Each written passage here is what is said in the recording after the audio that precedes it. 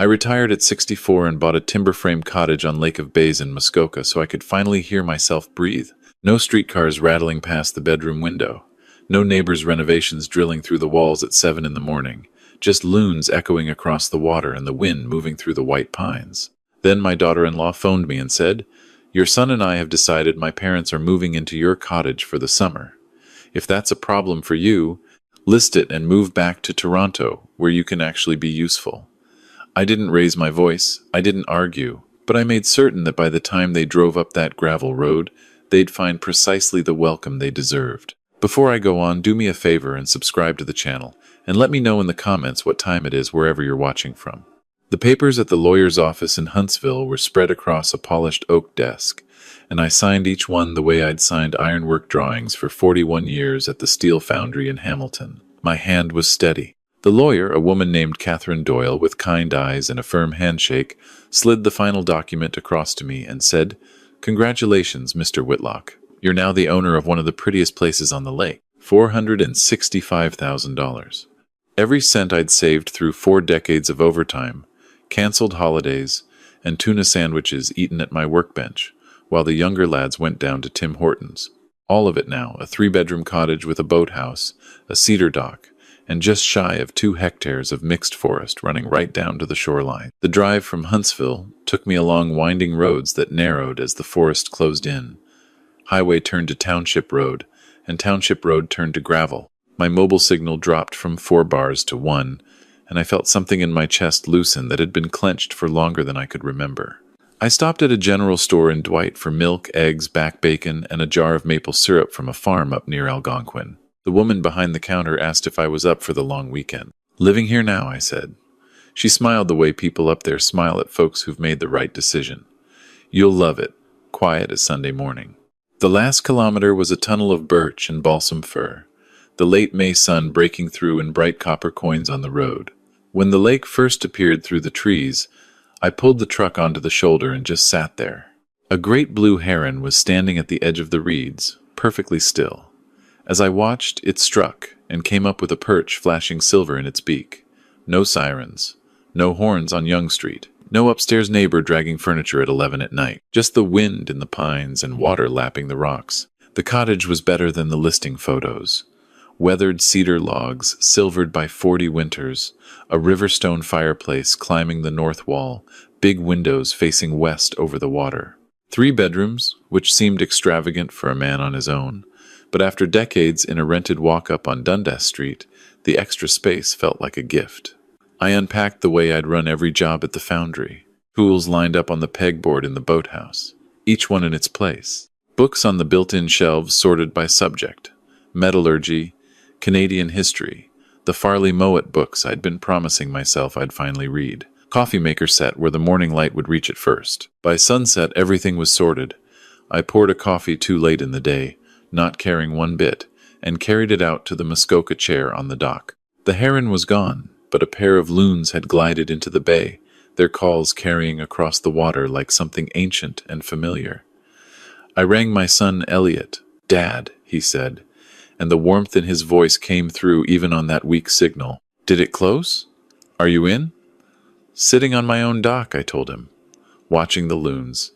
"You earned this." 41 years, Dad.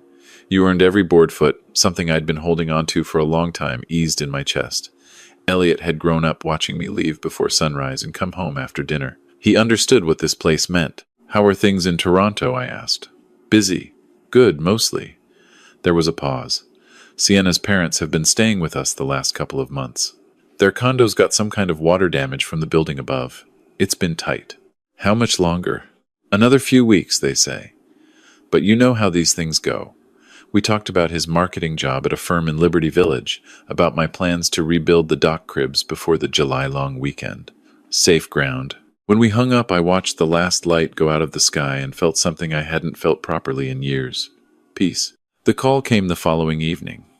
I was back out on the dock with my coffee, watching the sunset turn the water the color of wild strawberries. The display said Sienna. I'd known that name and that particular clip tone for the 7 years she'd been married to my boy. "Hello, Sienna. Frank. I need to talk to you about something." "Go on, then. My parents can't stay in our condo any longer." It's too small, and the restoration's dragging on. Elliot and I have talked it over, and the best thing is for them to stay at your cottage for the summer. Maybe into the autumn.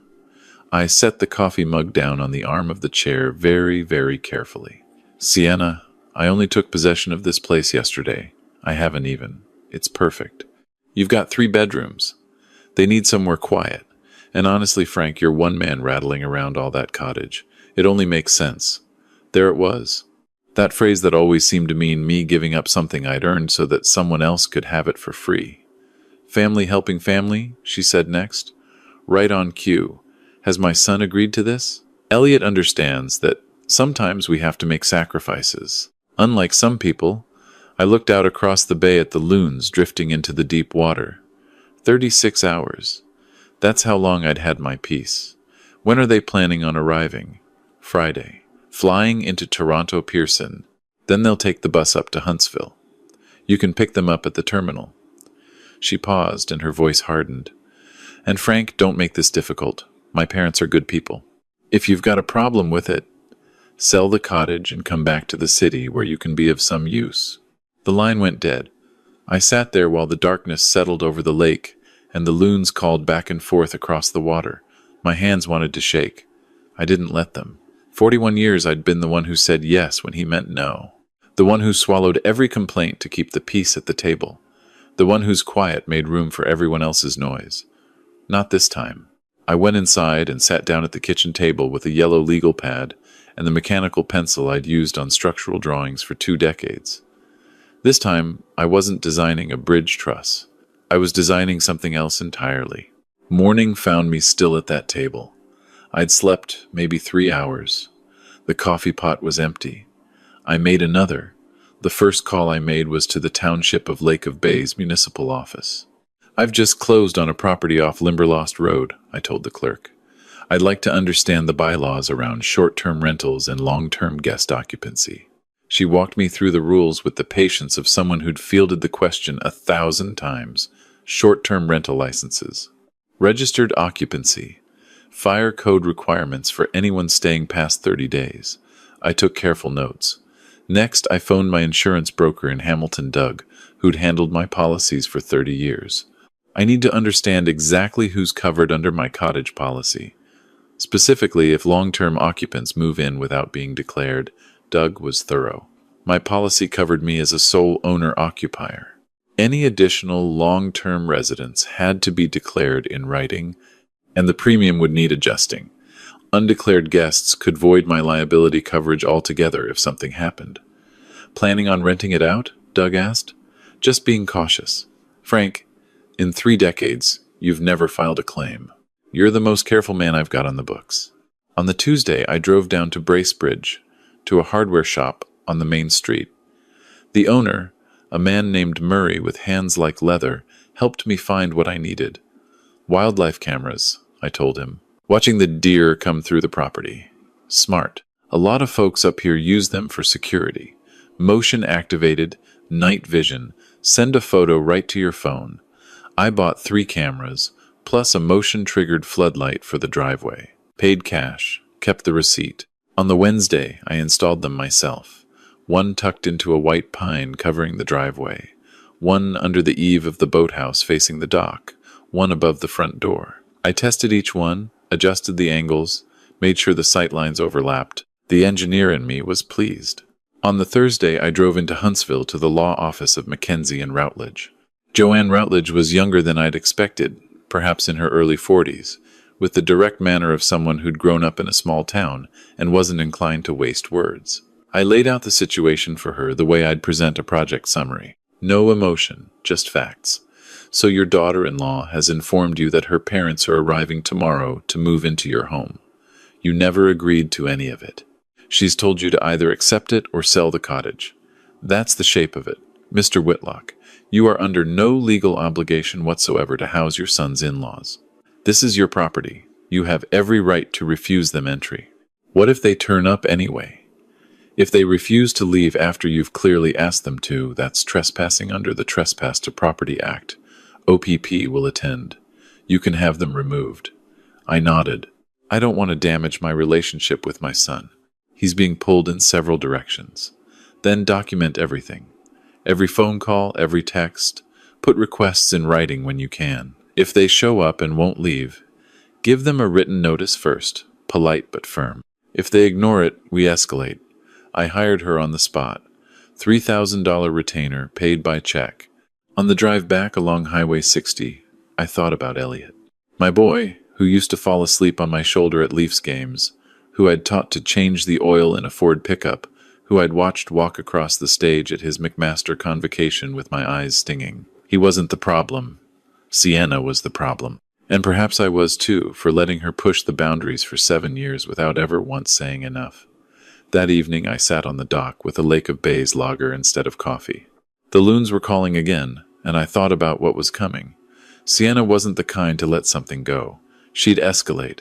She always did. I had to be ready. Friday came cool and gray, with that early summer fog that sits on the water until the sun burns it off. I was up at 5, coffee on, watching the mist lift. My phone had a text from Sienna. Parents arriving Huntsville Bus Terminal 11. 4:05, be there. I didn't reply. At 11:45, I was on the dock reading a history of the Muskoka mills. At noon, my phone buzzed. Sienna, voicemail. At 12:20, a text. Where are you? They're standing at the terminal. I kept reading. At 1 o'clock, Elliot rang. I picked up. Dad, what's going on?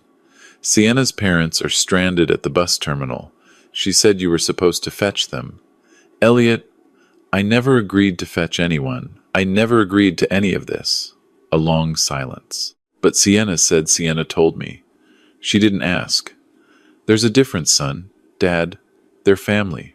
No, they're her family. I've met them perhaps a dozen times in 7 years. I didn't buy my retirement cottage so strangers could set up shop in my guest rooms. More silence. I could hear Sienna's voice in the background, tight and demanding. Dad, please. Just for a few weeks, while we... I'm sorry, son. The answer is no. I know that puts you in a hard spot, but I'm not going to be held responsible for promises your wife made without my consent. I heard him let out a long breath, the kind that comes from a man who's been holding it too long. I'll talk to her. Send them my regards. There's a perfectly good Best Western in Huntsville. They can work it out from there. I ended the call and went back to my book, but my mind wouldn't settle. I walked the property instead. Checked the cameras. Watched the water. 2 hours later, the driveway camera pinged my phone. A rental car was coming up the road. I watched on the little screen as it rolled into the clearing and stopped. 2 people got out, a man and a woman in their late 60s, Gordon and Beverly Ashworth, Sienna's parents. I'd exchanged maybe a dozen conversations with them in 7 years, most of them at holiday dinners where Gordon did most of the talking and Beverly did most of the sighing. Gordon was already surveying the cottage the way a man appraises property at auction. Beverly was waving a hand at a black fly. I met them on the porch. Gordon, Beverly, this is a surprise. Frank, Gordon said, offering a brief businesslike handshake. Sienna said you'd be here. There's been no miscommunication. I never agreed to collect you, and I never agreed to let you stay. Beverly's face went tight. I'm sorry? Sienna doesn't own this property. I do, and I'm telling you, you're not staying here. Gordon stepped forward, and his voice shifted into a register I recognized. The voice of a man who was used to getting his way. Come on now, Frank. Let's be reasonable. We're family. Sienna and Elliot think this is the best solution. And frankly, you're one man in a 3-bedroom cottage. It's selfish to turn us away. Selfish. I let the words sit in the air between us. I worked 41 years for this place. I walked a picket line in 1,989 inches minus 25-degree weather to keep my pension. I missed my boy's hockey tournaments and his school plays. I earned this cottage. And you're calling me selfish for not handing it over to people I barely know. We're not asking for handouts, Beverly snapped. We're family. You're strangers who happen to be related to my daughter-in-law. That's not the same thing. Gordon's face darkened. Sienna warned us you'd be difficult. I didn't believe her. And yet, I crossed my arms. Deerhurst Resort is 40 minutes back toward Huntsville. There's the Delta in Bracebridge. Take your pick. Now please, leave my property. We're not going anywhere, Gordon said. We drove 3 hours. You drove an hour and 10 minutes from Huntsville. I've already checked the distance. I held up my phone. You have 5 minutes to get back in that car before I phone the OPP. Beverly grabbed her husband's arm. Gordon, let's go. We'll ring Sienna. She'll sort this out. They retreated to their rental car, still muttering between themselves. I stood on the porch and watched them drive back down the gravel road. Then I went inside and pulled up the camera footage. Every word recorded. Every second time-stamped. The phone started ringing within the hour. Sienna first, furious. Voicemail. Then Elliot, pleading. Voicemail. Then Sienna again, leaving a message that was more warning than conversation. You're going to regret this, Frank. You think you can humiliate my parents and walk away? You're wrong. Elliot and I are talking to a lawyer. I saved the message. That night I sat on the dock with a dram of Crown Royal and watched the stars come out one by one. I knew what was coming. Sienna wouldn't let this stand. She'd find another angle. I had to stay ahead of her. 3 weeks went by. Quiet weeks. I didn't trust the quiet. I spent them the way I'd spent the planning phase of every major project of my career. Research, documentation, contingencies. Through Joanne Routledge, I was put in touch with a private investigator out of Barrie, a woman named Louise Tremblay who'd spent 20 years with the OPP before going private. For $600, she ran a background check on Gordon Ashworth. What she found kept me up for 2 nights. Gordon had declared personal bankruptcy 3 years earlier. A failed import-export business he'd run into the ground. The Ashworth's condo in Mississauga hadn't suffered water damage. They'd missed mortgage payments for 8 months straight, and the unit had been repossessed by the bank in February. They'd been living with Elliot and Sienna for nearly 5 months. Not the couple of months Sienna had told me. But there was worse. Louise had also pulled what she could find on Elliot and Sienna's joint accounts, because Sienna had listed some of those accounts in connection with Gordon's post-bankruptcy filing. There have been substantial e-transfers from your son's joint account to accounts held in Gordon Ashworth's name, Louise told me on the phone. How substantial? I count $52,000 over the past 10 months. $52,000. The down payment money Elliot had been saving for a house in the East End.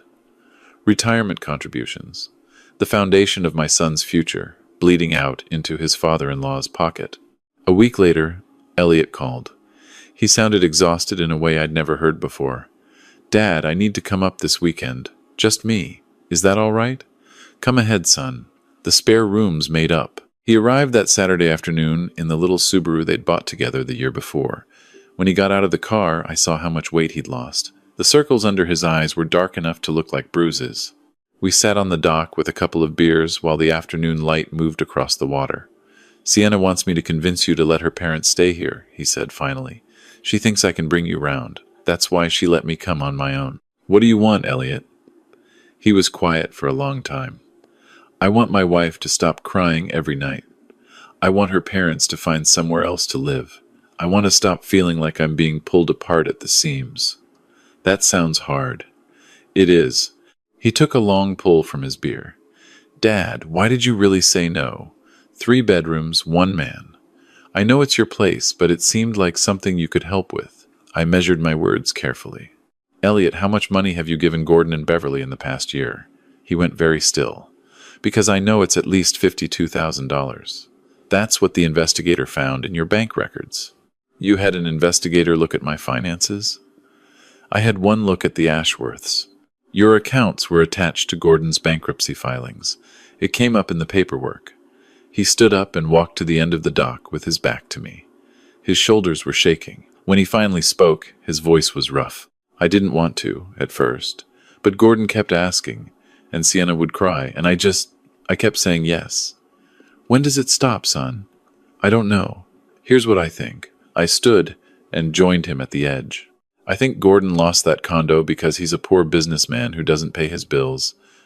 I think they've been living with you for half a year, not 6 weeks. I think they keep asking, because they've learned that asking works. And I think Sienna's been protecting them at your expense. I handed him the printed report from Louise. He read it standing there while the sun dropped behind the far shore. When he looked up, There were tears on his face. She lied to me, Dad. She told me it was temporary. She said the condo was being repaired. I know. That money was meant for the house, Dad. We were supposed to put an offer in by the end of the year.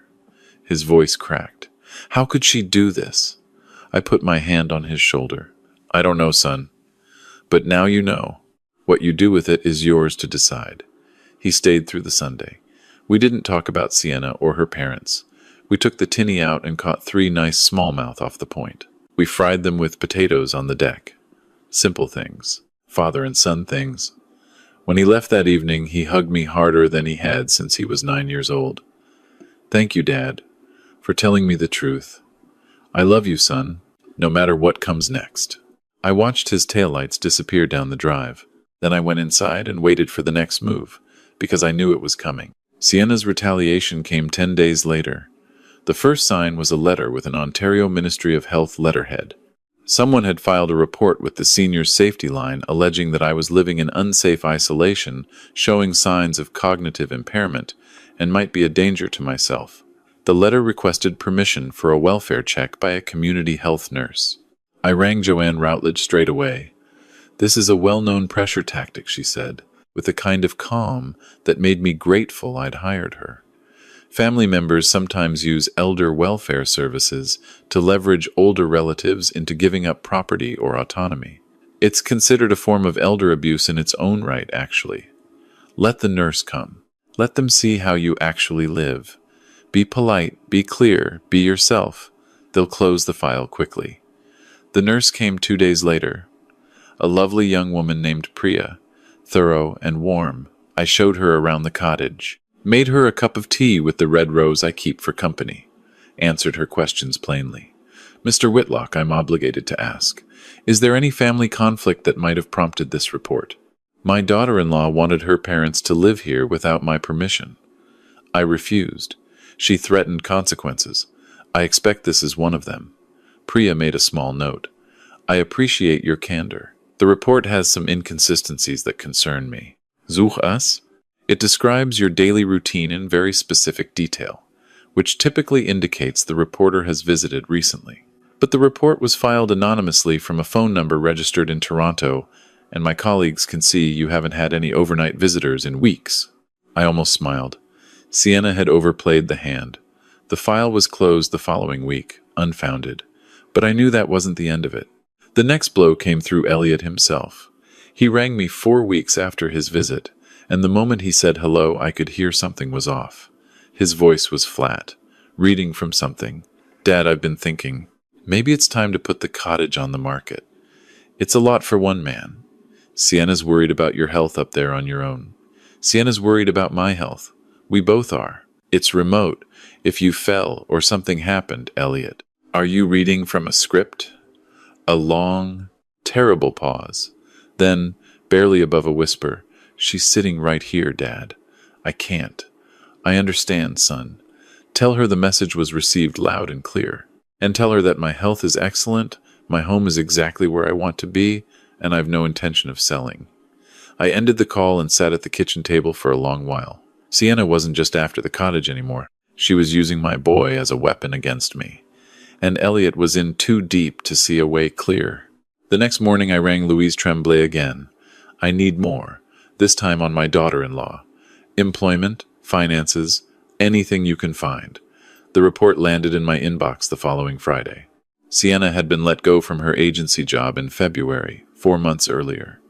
She hadn't told Elliot. She'd been quietly drawing from their joint savings to mimic her old salary's direct deposits, all while continuing to e-transfer money to her father. The total now exceeded $70,000, on top of a CIBC line of credit she'd opened in Elliot's name 2 years previously without ever telling him it existed. I sat with that for 3 days, telling Elliot would break him, not telling him would let him go on bleeding out. In the end, I did what I always do. The truth. I emailed him the full report. Subject line, "You need to see this." The call came 6 hours later. Elliot's voice sounded hollow, like he was speaking from the far end of a long tunnel. It's all true. I confronted her. She admitted it. The job, the line of credit, The transfers. All of it. She said she was protecting me from stress. I'm sorry, son. She's been lying to me for months, Dad. About everything.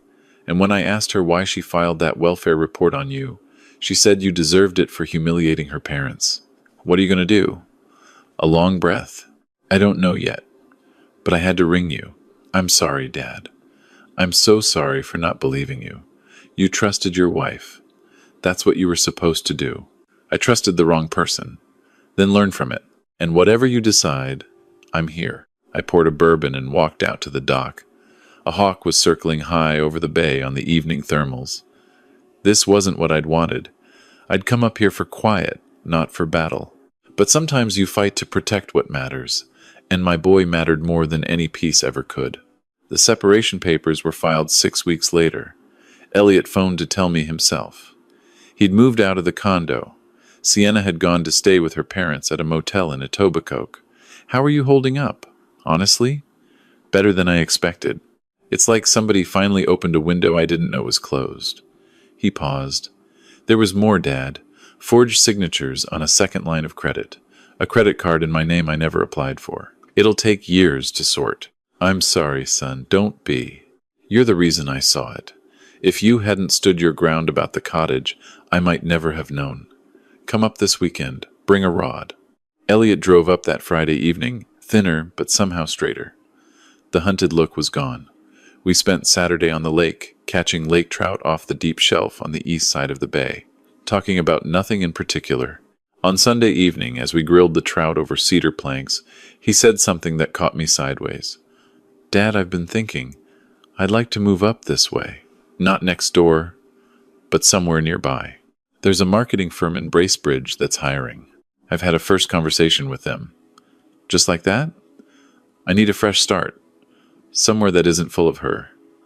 He looked out at the water. What do you think? I think you're a grown man who can make his own choices, and I think having my boy close enough to share a dock once a week would suit me just fine. His smile was the first real one I'd seen from him in a year. 2 months later, Elliot signed on with the firm in Bracebridge and found a small apartment in a converted Victorian off Manitoba Street. He came to the cottage most weekends, sometimes to fish, sometimes just to sit on the dock and watch the sun set behind the pines. The separation was finalized just before Christmas, and the divorce a few months after that. Sienna walked away with the condo furniture and her parents' endless demands for more. Elliot walked away with his freedom and what was left of his savings, which wasn't much. The forensic accountant had found another $18,000 in hidden debt. She was going to try to put a claim against the cottage, Elliot told me one evening in early April, over a game of cribbage by the fire. Her lawyer drafted something arguing that money she'd transferred to her parents was actually loans to you, and that gave her a stake in the property. What stopped her? I told her lawyer that if she filed a single piece of paper against you, I'd testify about everything. The forgeries, the hidden accounts, the welfare report, the fraudulent transfers. Her lawyer dropped her as a client that same afternoon. You protected me. You protected me first, Dad, when it would have been easier to stay out of it. He looked at me with clear eyes. That's what family does. The real kind. Spring came slowly to Muskoka that year, the way it always does. The ice went out in the last week of April, and by the middle of May the loons were back on the bay, filling the evenings with those long, mournful calls. I was splitting kindling by the shed one Saturday morning when Elliot's Subaru came up the drive. This time he wasn't alone. A woman got out of the passenger seat, tall, auburn hair, an easy and unguarded smile. Dad, Elliot said as they walked toward me, this is Cora. We worked together in Bracebridge. I've told her a fair bit about you. Cora shook my hand with a grip that told me she worked with her hands as well as her head. He says you're the most stubborn man north of the 401. He means that kindly, I hope. He does. I found myself smiling without meaning to. Do you fish, Cora? Never in my life, but I'll try anything once. We spent the afternoon on the lake, the three of us. Elliot showed her how to cast a spinning rod. She caught the boathouse twice and laughed at herself both times. I liked that about her. That evening, while Cora was down at the dock watching the sunset, Elliot sat beside me on the porch. What do you think, Dad? She's nothing like Sienna. No, she isn't. Then I think you should keep seeing her. He laughed, an honest, full laugh I hadn't heard from my son in a very long time. A year passed. Elliot and Cora got engaged at Thanksgiving. They bought a small brick house in Bracebridge with a yard for the rescue mutt they'd adopted the summer before. I sat in the corner of the lawyer's office when they signed their papers, and I felt the same pride I'd felt watching Elliot walk across that stage at McMaster. The wedding was a small one at a restaurant overlooking Lake Muskoka on a clear October day. 50 guests, mostly Cora's family and Elliot's colleagues. I gave a speech that made Cora cry and her grandmother laugh.